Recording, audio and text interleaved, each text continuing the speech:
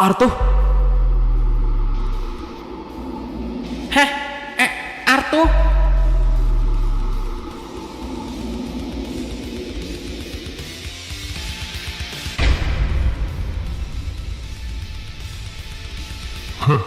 Kalian ini benar-benar pengacau. Ayo baguslah. Sekarang semua target yang kita cari sudah ada di sini. Dan kalian datang dengan sendirinya.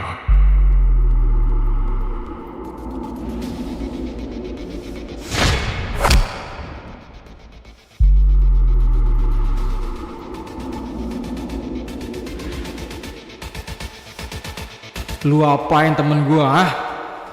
Lu apain temen gua, woi? Sekarang Ler, ayo In, kita habisin orang ini. Kalian pernah ngerasa nggak, setelah part 6 dari Terhubung, semuanya mulai terasa jauh lebih berat, bukan cuma karena pertarungan, tapi karena kita mulai sadar, ini bukan sekadar konflik biasa, tapi sebuah sistem besar yang sudah berjalan sangat lama.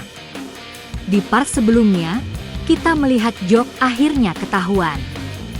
Dan bukan cuma ketahuan, dia langsung berhadapan dengan salah satu petinggi yang kekuatannya benar-benar di luar nalar. Dari satu serangan saja, tubuh Jok langsung tidak bisa bergerak. Bahkan dia sendiri sampai kehilangan fokus dan tidak bisa berpikir jernih. Ini bukan sekadar perbedaan kekuatan. Ini perbedaan level. Dan di titik itu, kita mulai sadar, selama ini yang dilawan oleh para karakter utama mungkin baru lapisan luar saja. Di sisi lain, kita juga melihat bagaimana pihak laboratorium mulai panik. Semua pasukan yang mereka kirim ke markas pemberontak ternyata kalah total. Ini bukan hal kecil. Ini berarti kekuatan pemberontak sudah berkembang jauh lebih cepat dari yang mereka perkirakan. Makanya mereka langsung mengambil keputusan penting. Peter dikirim. Dan ini bukan keputusan sembarangan. Dari cara mereka berbicara, Peter bukan sekadar prajurit. Dia adalah eksekutor. Seseorang yang dikirim hanya ketika situasi sudah tidak bisa dikontrol dengan cara biasa. Artinya, pihak laboratorium sudah siap untuk menghancurkan semuanya. Lalu kita pindah ke sisi lain. Joler dan Epin akhirnya sampai di laboratorium. Tanpa ragu, tanpa rencana cadangan, mereka langsung memilih untuk menyerang. Ini bukan lagi misi diam-diam. Ini adalah deklarasi perang. Dan di tengah semua itu, muncul satu potongan cerita yang sangat menarik. Tentang sosok misterius yang pernah menyelamatkan seseorang di masa lalu. Detail ini mungkin terlihat kecil, tapi justru ini bisa jadi kunci terbesar. Karena dalam cerita seperti ini, karakter yang muncul diam-diam biasanya menyimpan rahasia besar. Dan sekarang, di akhir part 6, semua karakter utama berkumpul di satu titik. Jok yang sudah melemah. Arthur yang baru datang. Joler dan Epin yang siap bertarung. Dan musuh utama yang sudah menunggu. Ini bukan kebetulan. Ini adalah titik tabrakan semua jalur cerita. Dan biasanya, setelah titik ini, tidak ada jalan kembali. Sekarang kita masuk ke bagian paling penting, apa yang kemungkinan besar akan terjadi di part 7. Kalau kita analisis dari semua petunjuk yang ada, part 7 hampir pasti akan dimulai dengan pertarungan besar tanpa jeda. Karena semua pihak sudah siap. Dan tidak ada lagi alasan untuk menahan diri. Kemungkinan pertama, kita akan melihat pertarungan paling brutal sejauh ini. Bukan cuma karena jumlah orang, tapi karena level kekuatan yang terlibat. Joler dan Epin mungkin kuat, tapi lawan mereka sekarang adalah orang yang bisa melumpuhkan Jok hanya dalam satu serangan. Artinya, ini akan jadi pertarungan di mana strategi tidak cukup.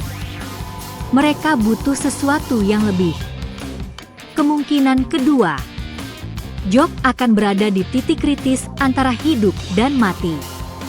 Dan ini sangat penting. Karena dalam banyak cerita, momen seperti ini adalah titik perubahan karakter. Bisa jadi Jock akan mengingat sesuatu.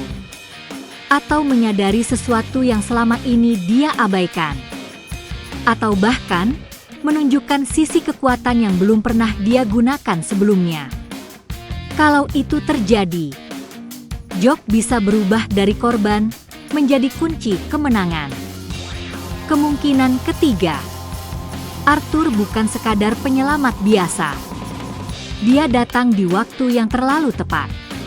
Dan reaksinya menunjukkan bahwa dia sudah tahu situasi ini. Bisa jadi dia sudah lama mengawasi. Bisa jadi dia punya hubungan langsung dengan organisasi ini. Atau bahkan, dia adalah bagian dari masa lalu yang ingin ditutup oleh organisasi tersebut. Kalau Arthur mulai bicara, kita mungkin akan mendapatkan potongan besar dari misteri ini. Kemungkinan keempat, sosok misterius yang pernah disebut sebelumnya akan muncul. Dan ini sangat penting. Karena karakter ini sudah disebut lebih dari sekali. Dan dalam penulisan cerita, itu bukan kebetulan.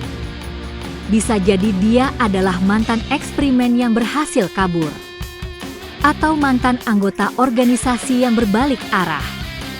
Atau bahkan, orang yang tahu cara menghentikan semua ini. Kalau dia muncul di tengah pertarungan, dia bisa langsung mengubah arah cerita. Kemungkinan kelima, kita akan mulai melihat kelemahan dari eksperimen. Selama ini mereka terlihat tidak bisa dikalahkan. Tapi kita sudah diberi petunjuk bahwa mereka punya sistem. Dan sistem itu bisa error. Kalau karakter utama mulai menyadari pola ini, mereka bisa menemukan cara untuk mengalahkan musuh secara efektif. Dan ini bisa jadi titik balik dari perang. Kemungkinan keenam, konflik internal di dalam organisasi akan mulai pecah. Kita sudah melihat ada kecurigaan, ada ketegangan, dan ini biasanya tidak akan bertahan lama. Dalam situasi kacau seperti ini, kemungkinan besar akan ada pengkhianatan. Dan pengkhianatan dari dalam selalu lebih berbahaya daripada serangan dari luar. Kemungkinan ketujuh, Peter akan menunjukkan kekuatan aslinya. Dia belum muncul langsung di medan perang.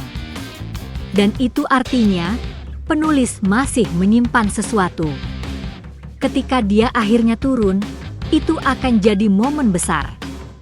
Dan bisa jadi, dia adalah lawan pertama yang benar-benar membuat Joler dan Epin terdesak. Dan yang terakhir, kemungkinan yang paling besar dan paling ditunggu. Baron. Nama ini terus disebut.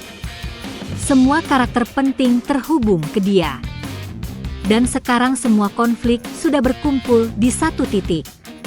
Ini adalah momen yang sempurna untuk dia muncul. Tapi pertanyaannya, apakah dia akan membantu atau justru dia adalah bagian dari semua ini? Sekarang semuanya sudah diambang ledakan. Satu kesalahan kecil bisa mengubah semuanya.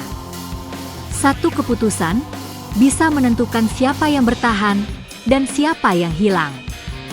Menurut kalian, apakah Jock akan bangkit kembali? Apakah Arthur akan membuka rahasia besar?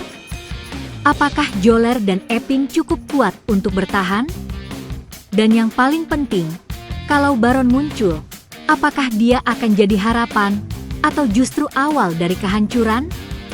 Tulis semua prediksi kalian di kolom komentar, karena sangat mungkin part 7 akan menjadi episode yang benar-benar mengubah arah cerita ini selamanya.